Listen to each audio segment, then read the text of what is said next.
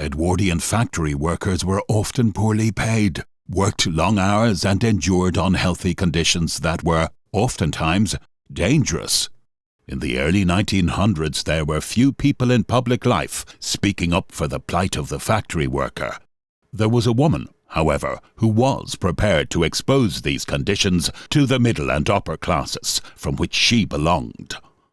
Olive Christian Malvery was a journalist concerned with the welfare of women and children, born in Lahore in 1871, Pakistan. She moved to London in 1900 and trained to be a singer at the Royal College of Music and supported herself by writing. Awarded a commission for Pearson's magazine, she disguised herself to report on the employment conditions of working-class women. Today, you will hear a genuine account of her investigations into conditions in factories engaged in food production. Malvery went to work in different factories as an undercover reporter and revealed many things that she genuinely found to be shocking. Whilst her initial intention was to reveal the working conditions people endured in factories, in doing so, she had little idea that she would come to expose terrible unsanitary practices and treatment of food that, had an average person in the street known the truth, they would surely never have purchased it. Find out how, in the food industry, poorly paid work meant that jobs were often taken from impoverished women straight off London streets, and despite bad health or disease, they were put to work handling food. But that's not all. An Edwardian consumer would be appalled to discover that jam was prepared with fruit so fermented that it couldn't be sold in markets, and yet it wasn't condemned. You will also discover how fancy food was made from half-decayed and diseased meat, and how she witnessed products so horrid and stinking, which had been adulterated for sale, that it had turned her vegetarian. Bad food was, as Malvery makes clear, not something that the poor suffered alone, but consumed by all members of society, rich or poor, so her account must have been somewhat of a revelation amongst her well-to-do peers that the regulation which did exist was often overlooked or poorly enforced, such that the unsuspecting Edwardian customer could find themselves eating the food of nightmares. Before we move on, if you're interested in history like this, and you want to find out more about what life was really like for people in the past, please consider subscribing for more content. If you'd like to support what we make for you, check out the description for links to ways you can help us continue bringing the past alive. When I first conceived the idea of enlisting myself in the great army of daily workers in the factories, I did not intend taking part in any reforms other than those which concern the workers. Indeed, I had no idea of the revelations which work in such places would bring to me. It was long before the agitation in regard to clean food had begun, and I had paid no attention to the matter of food preparation. My chief interest lay in the workers of factories, and the stories that I am here going to relate are merely the outcome of personal experience while trying to gain a knowledge of factory girls and their lives. What changes have come over the canning trade since the days of my torment, I am not able to say. I obtained, in various ways, employment in many factories of different kinds in and about London, so that my experience is fairly varied. It must not be understood that the places I worked in are typical of all factories, but they certainly are typical of a large number. For instance, I am aware that there are many up-to-date, clean and sanitary jam factories. Indeed, I have visited the premises of some of these, and have been a guest of some firms who own great fields and orchards in the country, and whose fruit is beyond reproach.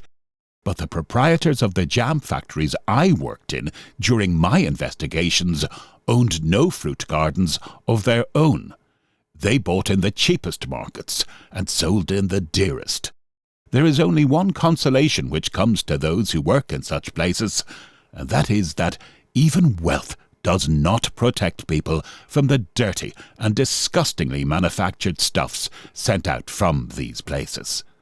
For their sale is not confined to the very poorest classes. it may be some little compensation to the miserable toilers to think that a fine lady, with all the dainty tastes fostered by great wealth and elegant surroundings, may perhaps partake of some preserved delicacy which has been made in filthy and insanitary workshops by suffering and dirty people. It is an unconscious levelling process which brings some small satisfaction when one is almost heartbroken with indignation and helplessness after experiences in such places. It was early in July, when the fruit season was almost at its height, that I obtained, after a long night out in the London streets with dejected and homeless creatures, a temporary job in a jam factory. It is generally known that there are very stringent factory regulations as to hours, cubic space of air, sanitary arrangements, and so forth. The place I worked in was within the area of the working of these factory acts. But during the few days I was there, never a sign of an inspector did I see, nor indeed from the conduct of the owners of the place did I observe much apprehension on their part of raids by government officials. Things went on in the even tenor of their way. There were some score or more of women and girls who, like myself, had spent the night wandering the streets of London. This kindly town had offered us no place of refuge where we could have washed or made ourselves in any way decent or fit to take up work in a fruit-preserving factory. One of the women had some nasty skin disease. What it was, I am not able to say. They were all desperately dirty and absolutely unfit to touch food that was meant for human consumption. As the fruit was brought in almost unexpectedly, and in great quantities, it was necessary that it should be disposed of immediately, as the weather prevented its keeping. Strawberries, plums, and raspberries came in daily in enormous quantities. We were at the factory at 7 in the morning, and worked all day, with about 10 minutes for food at noon, and another 10 minutes about 4 till 8 o'clock and after, thus exceeding the working limit allowed by the Factory Act. This was done every day while I was in this particular place. Of course, no workers under such circumstances would ever make a complaint, seeing that this was their only plank between death by starvation and a chance of a meagre existence. The love of life seems so strongly implanted in human beings that they are willing to prolong it even at hideous cost of suffering. One observation which a stranger, coming from what we are pleased to call heathen countries, cannot fail to make in Christian countries, is the almost insane horror of death in their inhabitants. In no country have I seen this exemplified to a greater degree than in England. It is true that the poor possess this fear in a less degree than the well-to-do and better educated, but there is little of that calm expectation of fate that one finds in the East. I have often wondered, when working among the poor and seeing their evil condition, how it is that they do not put an end to their sufferings. But rather than that, they endure hunger and cold, awful fatigue and sleeplessness, day after day. In the mornings we entered the jam factory and took our places at stools, on either side of which were placed 2 enormous baskets, the one filled with fruit and the other empty. It was our business to pick, as rapidly as possible, the stems and leaves from the fruit in the one basket and throw the stuff thus prepared into the other, ready to be carried away to the boiling room. There was no place in this factory where the workers could wash their hands, nor were there sanitary arrangements of any description. We sat down as we had come out of the street and began to work. The baskets of fruit were carried in by men, and sometimes, on days of great pressure, by women, and placed by the side of the stools, and we worked at high speed, the foreman coming along every few minutes to urge us to hurry up and look sharp there. The heat was so intense that the perspiration poured down the unfortunate workers, and every now and again a woman would put up her hand to dash off the moisture from her forehead and face. The fruit was, of course, not washed. It came to the factory in huge vans, piled high in large baskets. It was the practice of this particular factory to buy at Covent Garden Market the second or slightly off fruit, which was unsaleable to fruiterers, costermongers, or greengrocers. Owing to the heat and pressure of packing, the fruit often arrived at the factory in a half-fermenting mass. Indeed, so bad was it often that it was impossible to pick out whole fruit.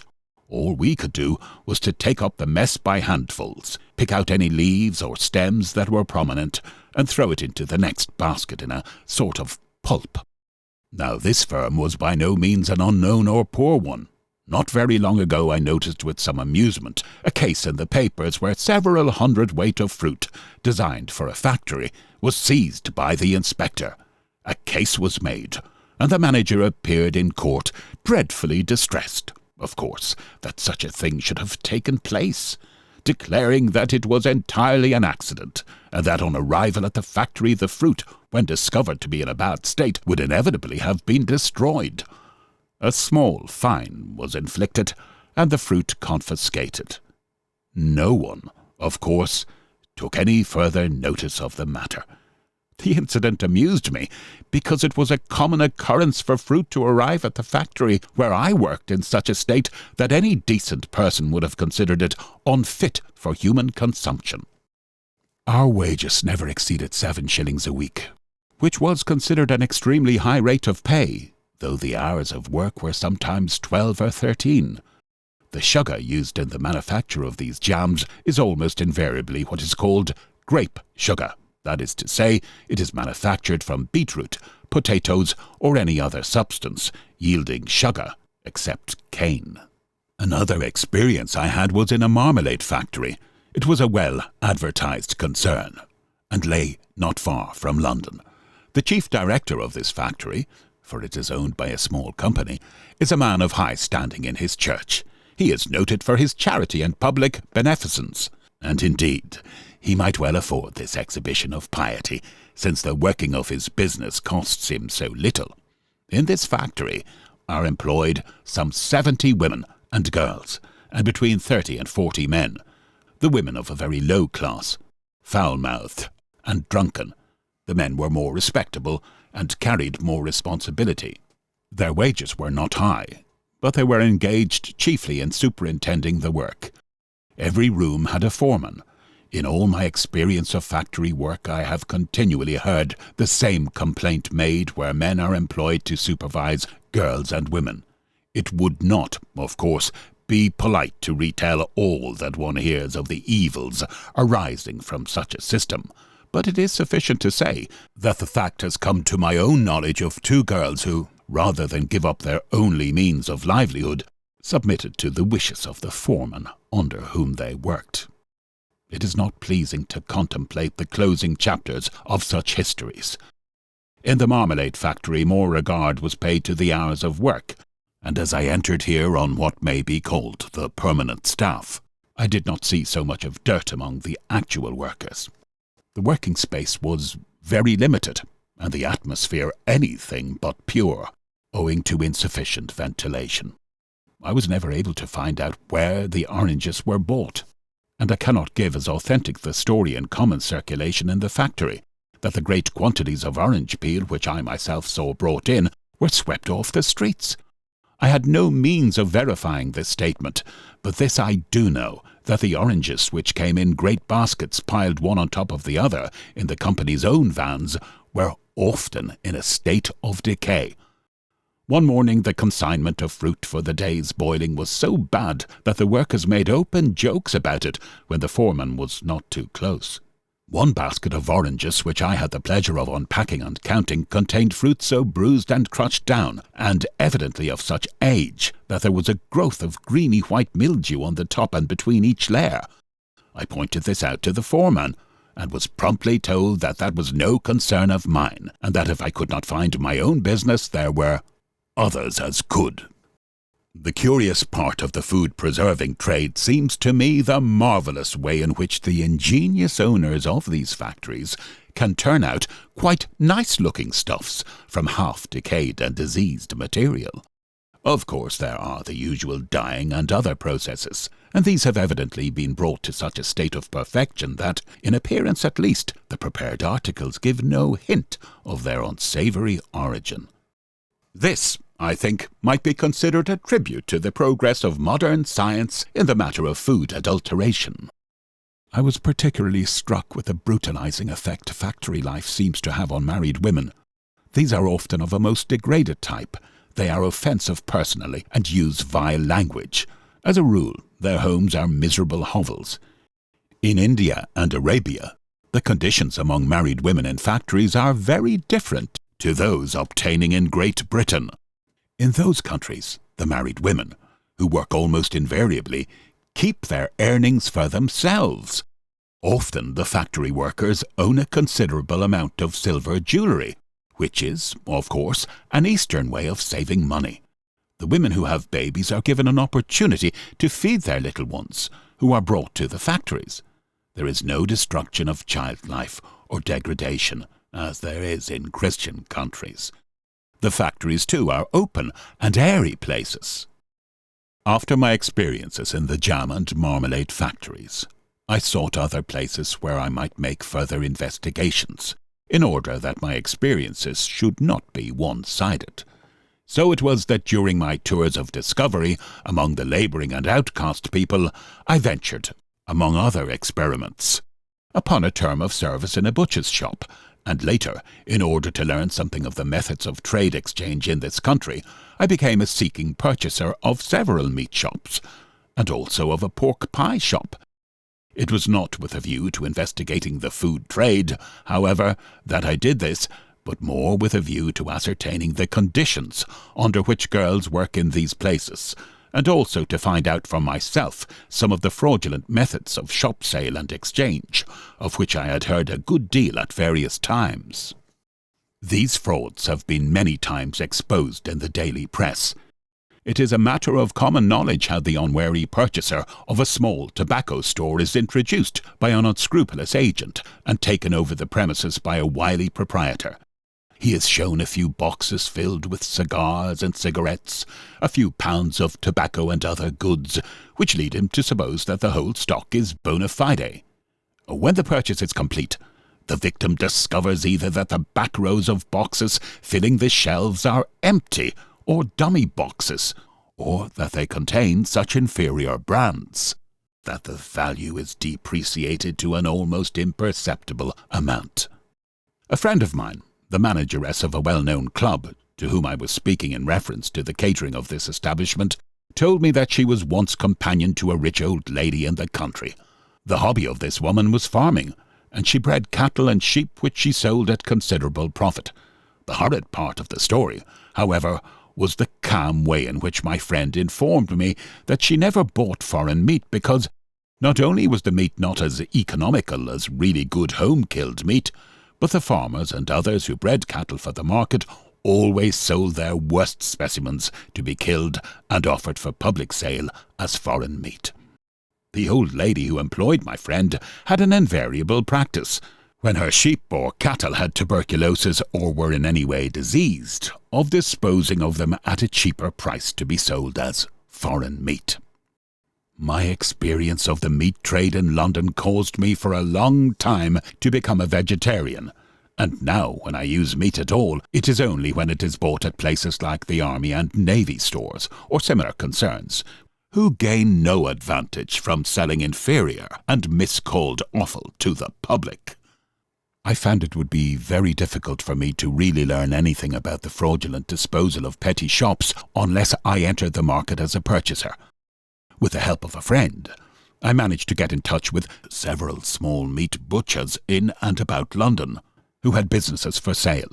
A method I found very effective in managing this was to put an advertisement, stating that I required to buy a small business, in the weekly journal devoted to the meat trade.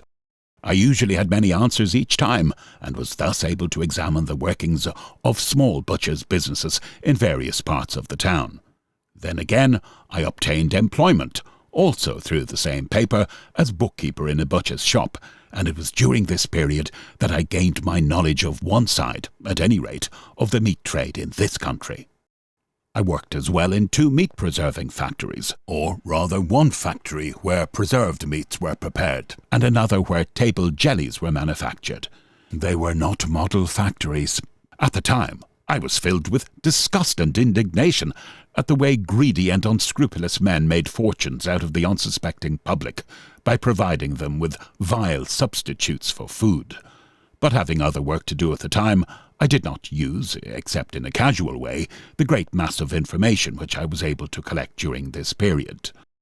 As meat is unfortunately the staple food of the British people, I will give a short description here of some of the by-trades dealing with meat and some of the products supposed to be meat. I deal chiefly, of course, with meat killed and manufactured in this kingdom. With foreign tinned goods, I do not concern myself. The number of inspectors of meat in the City of London is 8. Last year, there arrived in the London market 415,296 tons. These figures speak for themselves. The inspectors are conscientious men, willing to do the best that lies in their power. The amount of work expected of them renders their office ridiculous. The animals slaughtered in the metropolitan cattle market was 173,904.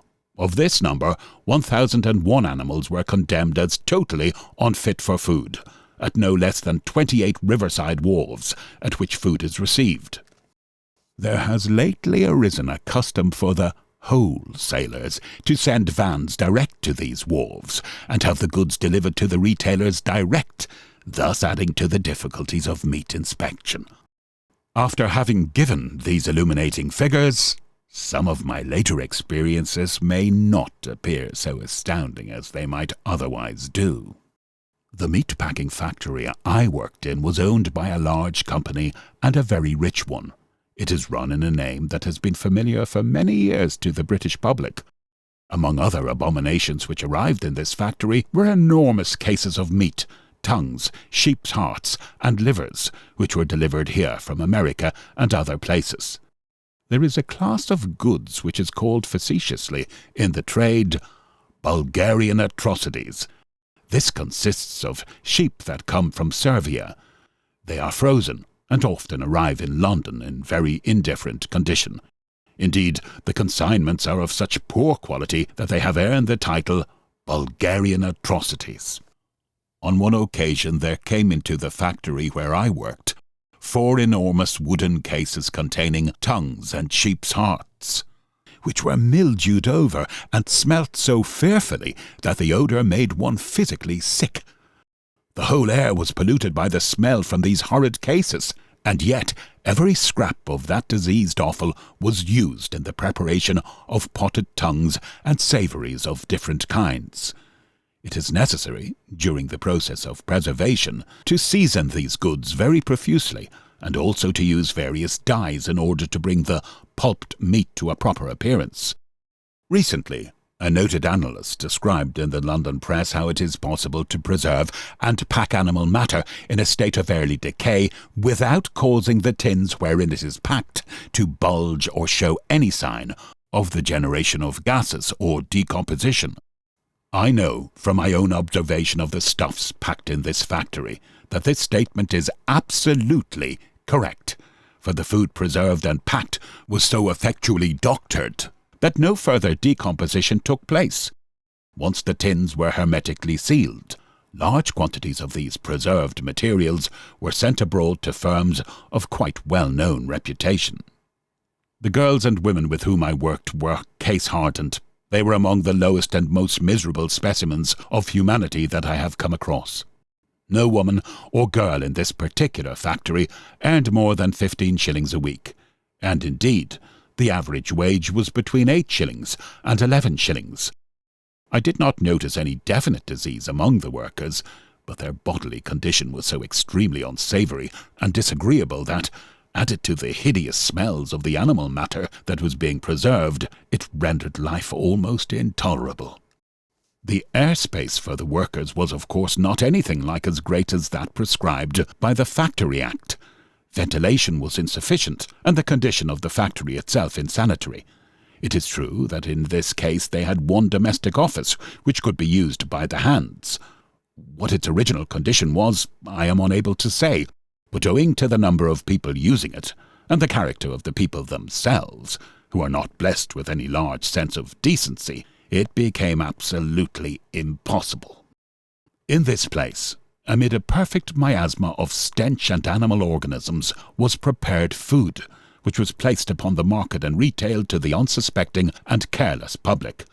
How much this individual factory has changed since I worked in it 4 years ago, I am not able to say. But I am convinced of this, that a leopard would as soon change his spots as the directors of that particular place would consent to any improvements which entailed the spending of money, unless, indeed, these were forced upon them by the strong hand of the law and a fear of complete exposure. A coster lad once boasted of how he had bought a bit of meat for a few pence that was worth as many shillings. At a small shop where the meat was exposed for sale, almost on the pavement, he noticed a skewer in a bit of meat that was rotting. This he removed, and taking it to the other side of the counter, stuck it into a good joint. He inquired of the butcher the price of it, and was told its approximate value. "What?" he said. 3 shillings for that offal? Smell it!" He drew out the tainted skewer. The butcher smelt it, and let the lad have the meat for 3d. The question is, whose morality was worse, the butcher's or the boy's? In the matter of preserved foods, the responsibility for the sort of goods that are constantly placed on the market is divided among so many people that it is difficult to bring home to any particular set the crime which is undoubtedly perpetrated from day to day. I fancy that the recent public interest aroused in the matter of preserved foods and the additional vigilance of factory inspectors will tend greatly towards reform in such matters. But human nature does not change, and unless a constant supervision of all food-preserving factories is kept up, they will, of course, lapse into evil conditions. On one occasion I took a lodging in a little street where most of the houses were rack-rented, imposing excessive rent. In another room in the same house there lived a baker with his wife and family. The man had himself, at one time, owned a small baker's shop, but through drink and other misfortune he had contrived to bring himself down to the very dregs of the labour market. To supplement this man's earnings, his wife worked for a sweater. She made buttonholes. This baker undertook to introduce me to some of the mysteries of the baking trade, and it was through his instrumentality that I learned the condition of some of the baking houses in London.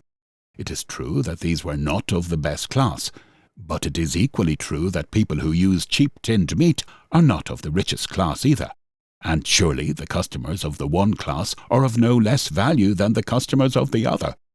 In one big house, which was a sort of underground vault, damp and ill-smelling, there were 30 men employed, all of a very degraded class, and exceedingly filthy. The dough was being kneaded with the feet, and the air was so stifling and hot that the perspiration poured down in streams from the men into the dough. There were other abominations in this place which it is hardly possible to describe without trespassing too closely on the indecent. They habitually used foreign eggs. These were broken indiscriminately into huge troughs, beaten up and used, whatever their condition. The stench from them was absolutely loathsome. In a baker's shop where I obtained employment in the West End, they used eggs which were sent from Holland in great casks. That is to say, the eggs were broken into these casks and packed in Holland. They were not in their shells, such as those that are sent over for household cooking or table use. This is decidedly a trade that ought to be stopped at once, for it was a usual occurrence that these eggs arrived in a semi-decayed state. Of course they were never destroyed, as the loss would have been too great. They were well beaten up, and owing to the flavourings used and the baking they were subjected to, it was remarkable how little apparently bad effect they had on the pastries and cakes they were used for.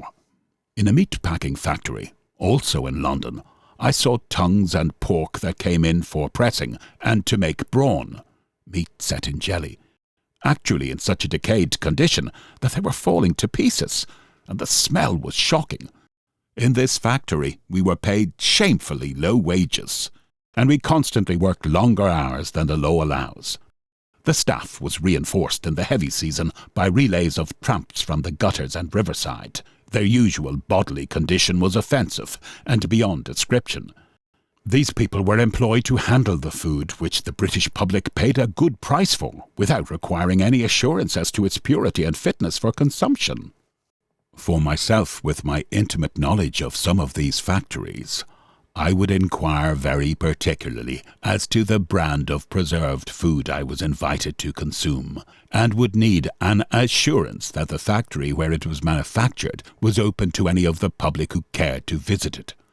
I venture to say an exceedingly small percentage of the manufacturers of foodstuffs would dare to invite unexpected or frequent inspection of their premises, employees, and materials by the public or by government officials.